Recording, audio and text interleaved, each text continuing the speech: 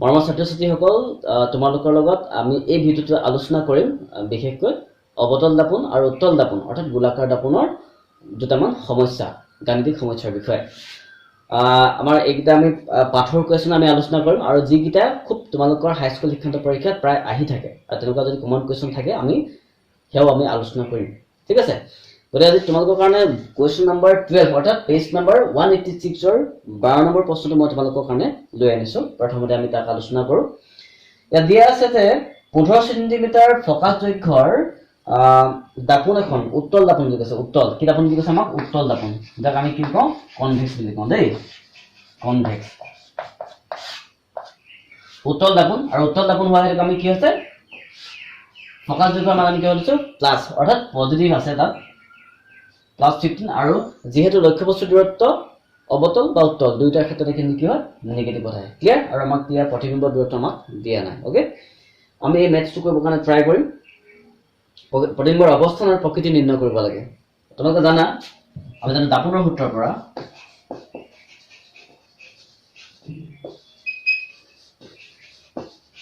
নোটত লিখিব পাৰা তোমালোকে দেই। তাৰ পৰা 1/v + 1/u = 1/f। এই ফৰ্মুলা আমি জানো, হয়নে? 1/v আমাক ভ্যালু দিয়া নাই, = 1/u। 1/u ভ্যালু দিয়া আছে -10 সেন্টিমিটাৰ, = 1/f ৰ ভ্যালু দিয়া আছে 15 সেন্টিমিটাৰ। অৰ্থাৎ আমি যদি চাওঁ এইটো আমি উঠাই দিলে লিখিব 1/v প্লাছ -1/10 = 1/15। আৰু যদি চাওঁ আমি 1/v = 1/15, এটা মাইনাছ এফালে লিখিব +1/10। এটা তোমালোকে মন কৰা 15 আৰু 10ৰ লসাগু আমি ল'ব লাগিব এলচিএম। 5 হাজাৰ ওচৰ, 5 × 10 5 × 15 নাযায়, হয়নে? এটা 5 × 10 10 × 30। ওকে, 1/v = এটা আছে আমাৰ 30 আহিলে। 15 30 যায় দুবাৰ 2 প্লাছ, আৰু 10 30 যায় একেবাৰে 3 বাৰ। গতিকে আমি পালো কিমান? 1/v = 5/30 আমি যদি চাওঁ v উলিয়াব যাতে আমাৰ উঠি যাব, হয়নে? ক্ৰছ মাল্টিপ্লিকেশ্যন হ'ব 6, অৰ্থাৎ আমাৰ এটাকে v = 6 সেন্টিমিটাৰ। এতিয়া তোমালোকে মন কৰা, যিহেতু এখন উত্তল দাপোন আছিলে, উত্তল দাপোন হোৱাৰ কাৰণে কি হ'ল আমাৰ প্ৰতিবিম্ব সদায় ধনাত্মক ওলাব। সেইটো আমি জানো, কাৰণ কেলৈ ধনাত্মক ওলাব? দাপোনৰ পিছফালে গঠন হৈছে উত্তল দাপোনত। এটা আমাক সুধিছে যে প্ৰতিবিম্বৰ অৱস্থান আৰু প্ৰকৃতি।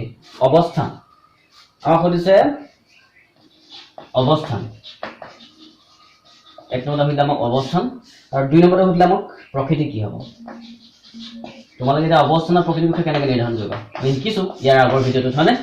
যে অৱস্থান কি হ'ব? যেহেতু উত্তল দাপোন, গতিকে দাপোনৰ পিছফালেহি কিমান 6 সেন্টিমিটাৰ দূৰত্বত প্ৰতিবিম্বটো গঠন হ'ব। কি বুলি ক'লো মই? দাপোনৰ পিছফালে 6 সেন্টিমিটাৰ দূৰত্বত, তাৰমানে মেৰুৰ পৰা 6 সেন্টিমিটাৰ দূৰত্বত প্ৰতিবিম্বটো গঠন হ'ব।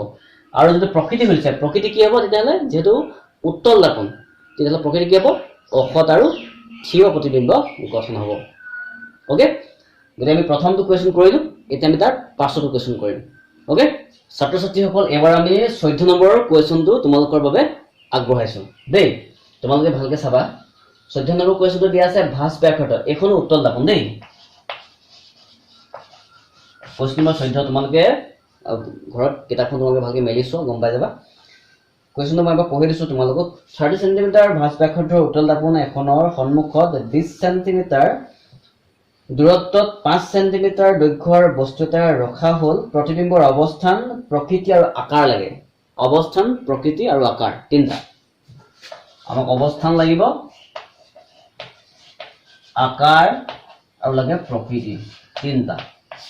অৱস্থান, আকাৰ আৰু প্ৰকৃতি। এতিয়া চোৱা, ভাঁজ ব্যাসাৰ্ধ দিয়া আছে 30 সেন্টিমিটাৰ। আমি এটা সূত্ৰ জানো, ভাঁজ ব্যাসাৰ্ধ = r। তো আমি ভাঁজ কেনেকৈ হ'লে f = r/2। That means r/2 হ'লে মানে কি হ'ব? এইটো ফৰ্মুলা আহিলে 30, r মানে 30, তো ডিভাইড কৰিলো, ওলালে কিমান? 15 সেন্টিমিটাৰ। ক্লিয়াৰ?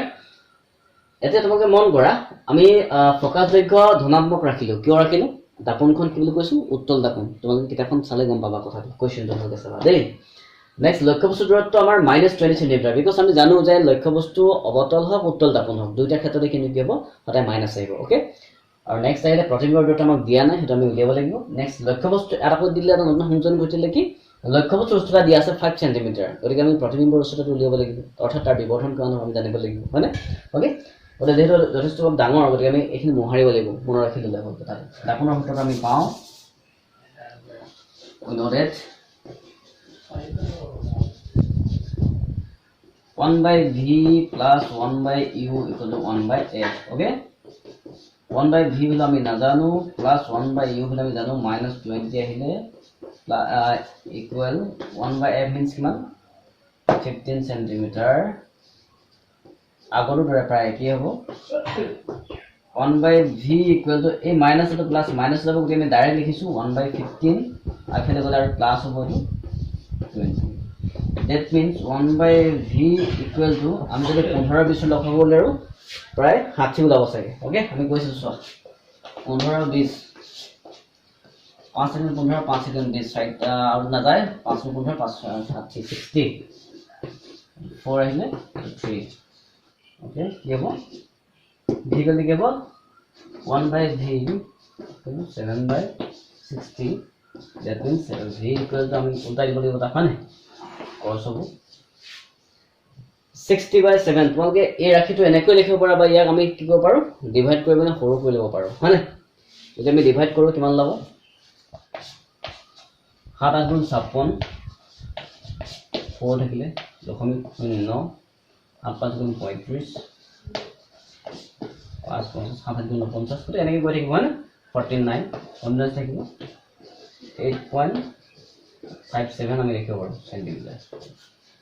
আৰু তেতিয়া আমি দূৰত্ব আমি কিমান পালো 8.57 সেন্টিমিটাৰ, আমি লিখি দিছো, তোমালোকে মন কৰিবা দেই।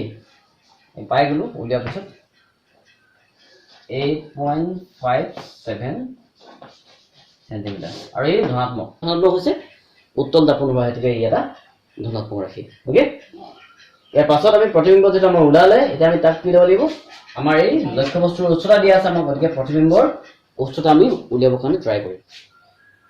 গতিকে আমি বিবৰ্ধনৰ কথা আমি সূত্ৰ জানো, আকৌ আমি জানো যে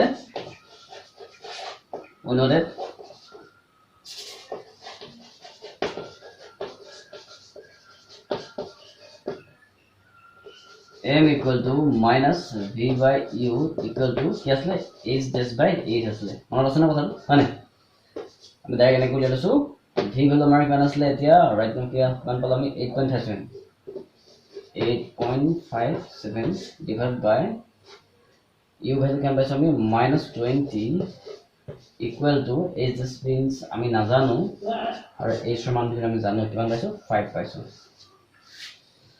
ওকে, এটা তোমালোকে কি ক্রস মাল্টিপ্লিকেশন হ'ব, ইয়াতে এটু এই মাইনাস মাইনাস যাব গৈ প্লাস হ'ব, এটা এটা পূৰণ হ'ব 20 is dash, আৰু এইটো 5 গুণ 25 5 3 কৰিলে 5 25 25 28 8 2 কৰিলে 5 গুণ 42 42 42.85, ঠিক আছে। গতিকে h dash আমি এফালে কৰিছো দেই, that means h dash equal to 20 upon 42.85, আমি কি কৰিম h dash equal to এইটো আসলে 20.85, প্ৰথমে যাব দুবাৰ 40 28.1 আহিব 20.85 আহিলে 4 আহিলে কেন হ'ব 85 থাকিব, হয় না? তাই গ'ল হাই কেম্বল 2.14, তেলা হাই কেম্বল 2.14 সেন্টিমিটার, দ্যাট মিন্স আমি লিখি দিছো প্ৰতিবিম্বৰ উচ্চতা কিমান 2.14 সেন্টিমিটাৰ। এটা মই সুধিছিলে কোৱেশ্চনটোত তিনটা বস্তু সুধিছিলে যে প্ৰতিবিম্বৰ দূৰত্ব কিমান হ'ব, প্ৰতিবিম্বৰ উচ্চতা কিমান হ'ব, অৱস্থান, আকৃতি আৰু প্ৰকৃতি কি হ'ব, তিনটা বস্তু। তোমালোকে মন কৰা এতিয়া লক্ষ্য বস্তু তেতিয়াহ'লে -20 সেন্টিমিটাৰ আছিলে, আৰু প্ৰতিবিম্বৰ দূৰত্ব হ'ল 8.5 সেন্টিমিটাৰ, অৰ্থাৎ অৱস্থান যেতিয়া আমাৰ অৱস্থানৰ কথা সোধে, অৱস্থান ক'ত হ'ব তেতিয়াহ'লে যে মেৰুৰ পৰা, অৰ্থাৎ দাপোনৰ মেৰুৰ পৰা পিছফালে, হয়নে? আপোনাৰ সোঁ চাইডে গঠন হ'ব, যেহেতু উত্তল দাপোনৰ কথা কৈছে আমাক, অৱস্থান যেন দাপোনৰ মেৰুৰ পৰা পিছফালে, দাপোনৰ পিছফালে কিমান হ'ব 8.5 সেন্টিমিটাৰ আঁতৰত গঠন হ'ব।